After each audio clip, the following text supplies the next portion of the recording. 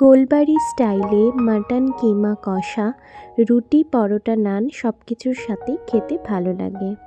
প্রথমে মাটন কিমাটাকে সরষের তেল, হলুদ, নুন, লঙ্কার গুঁড়ি, জিরে গুঁড়ি, ধনে গুঁড়ি, আদা রসুন পেস্ট দিয়ে ম্যারিনেট করে কিছুক্ষণ রেখে দেব।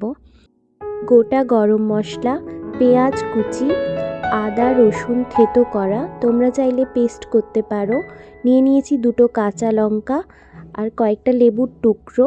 লেবুর টুকরোটা পরে কাজে লাগবে। কাঁচা লঙ্কা আর ধনেপাতা নিয়ে নিয়েছি গার্নিশিংয়ের জন্য। ধনে গুঁড়ো, জিরে গুঁড়ো, লাল লঙ্কার গুঁড়ো, কাশ্মীরি লঙ্কার গুঁড়ো, হলুদ গুঁড়ো আর নুন।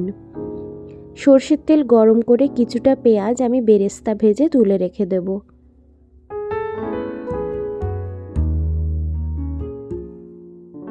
এভাবে লাল করে তোমরা বেরেস্তা ভেজে নেবে, দেখবে যেন না পুড়ে যায়। তারপর দিয়ে দিলাম ওই সর্ষের তেলে গোটা গরম মশলা, পেঁয়াজ কুচি, আদা রসুন থেতো করা, সামান্য নুন আর গুঁড়ো মশলাগুলো দিয়ে ভালো করে কষিয়ে তারপরে মাটন কিমাটা দিয়ে আমি ভালোভাবে মিশিয়ে নেব।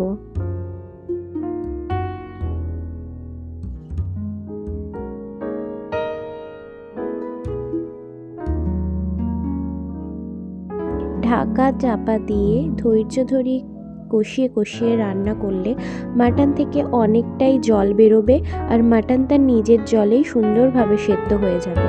বাইরে থেকে এক্সট্রা করে জল দেওয়ার কোনো দরকার নেই, তাহলে মাটনের যে টেস্টটা না সেটা অনেকটাই কমে যাবে। দেখো আমার কতটা পরিমাণ জল বেরিয়েছে মাটন থেকে। এই জলেই কিন্তু মাটন সুন্দরভাবে সেদ্ধ হবে।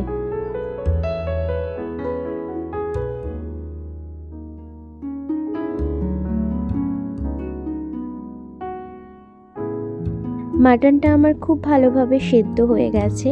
এরপর গোলবাড়ি স্টাইলের গ্রেভিতে ব্ল্যাক ব্যাপারটা আনার জন্য আমি দিয়ে দিলাম কিছুটা লেবুর রস। তারপর ভালো করে মিশিয়ে নিয়ে তাতে দিয়ে দিলাম সামান্য গরম মশলার গুঁড়ো আর ধনেপাতা।